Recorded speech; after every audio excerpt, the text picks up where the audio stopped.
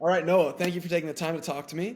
You had a very unique road in your soccer journey and also in your college recruiting journey.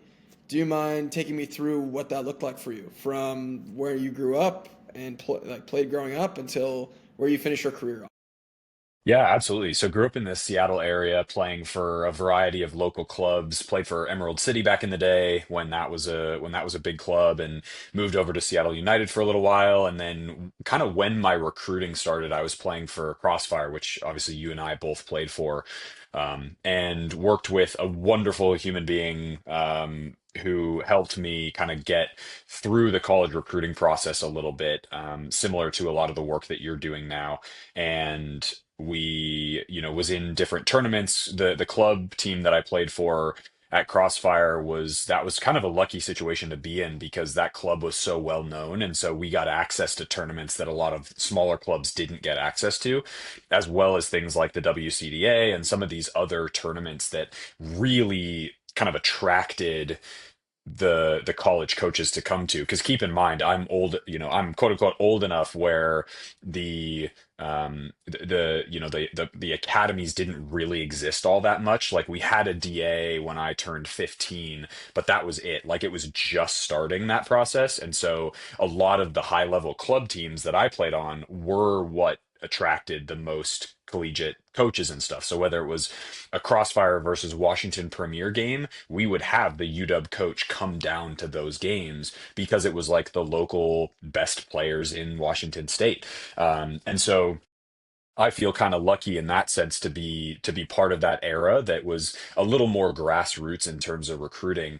And then I went to a few different showcases during my sophomore year, a couple showcases during my junior year. Got recruited by several D3 schools, a few D2 schools, and like a very small handful of D1 schools. But the D1 stuff was more kind of fleeting interest.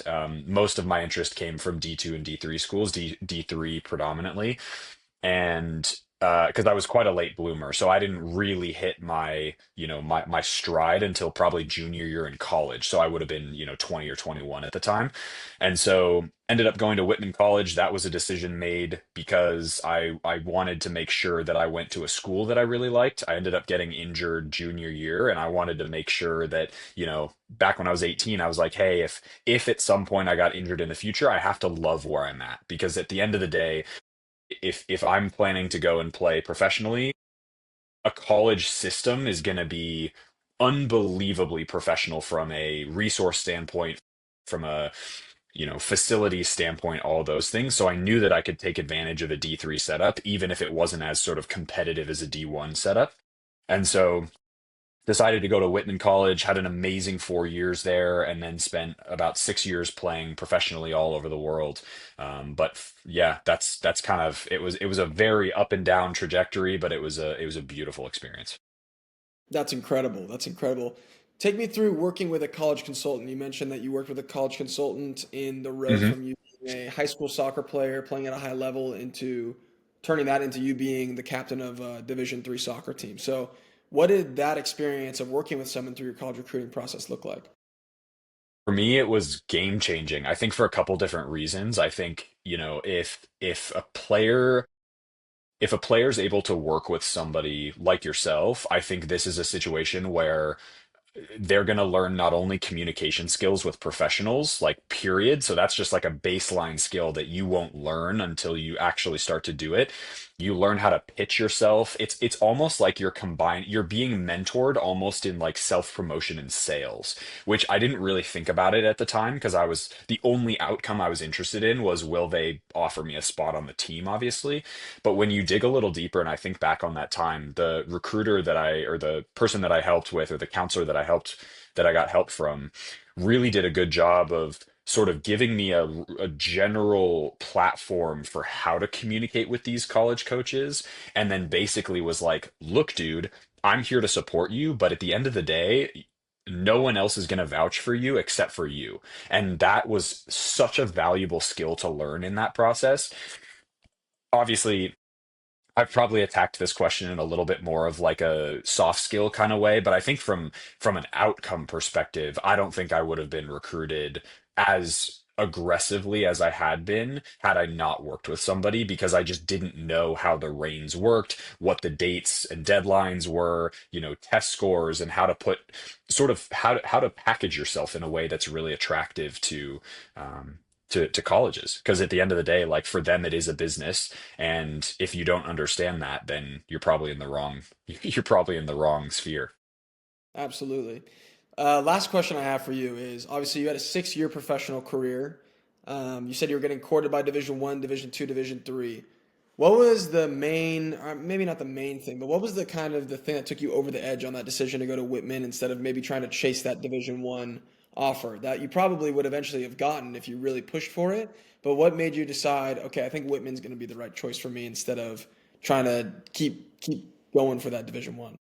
Yeah, it always came back to a story that my cousin shared with me. She's about 5 years older, and she got a full ride. She was part of the Spokane Shadow team that won like 7 state championships in a row. And that team was utterly dominant. I think every girl on that team of 18 players went Division 1. Like it was nuts. That team was yeah, anyway, long story short, but she got a full ride to play at Harvard, and the coach in between her senior year and freshman year in college transferred over to Penn State. She hadn't visited Penn State. She didn't know anything about Penn State, but she decided to follow the coach. She tore her ACL sophomore year and had the most miserable time in the world because she hated the school. What's the lesson there? Well, the lesson is if you know that you want to go to college to graduate college and you don't want to, play a couple of years and then jump to the draft or something, it is more important than anything else, in my opinion. And this has served me really well because I did get injured in college, to pick the school based on the environment, the vibe, potentially even the classes that you'd take, and like really, really take stock in the experience of being on campus as well as the soccer part of it. And so for me, Whitman, as soon as I got on campus, it was like, ooh, I could really spend a lot of time here. And there were a couple Division 3 and Division 2 schools that I got really heavily recruited for, that I went on and visited their campus as official visits. And I was like, I don't really feel that. Like, if I get injured and I'm stuck here, man, like that word in and of itself is probably the wrong way to go. Like, I don't want to be stuck somewhere. I want to be, really thriving in an environment. And so I would just highly encourage players. I think my message to people would always be to, yes, if you know you're trying to go pro and you are already at that level and you just need like a stepping off stone, Division 1 is a great place to be because you will be forced to improve. You'll be in the highest possible training environments, all those things. But if you're somebody who's either unsure of what your future soccer career looks like, or you are absolutely sure that you want to graduate from a university, then I think it doesn't really matter what level you go to. Hmm. Definitely. Well, thank you so much for taking the time, Noah, and No really worries. appreciate you giving some insights there. Of course.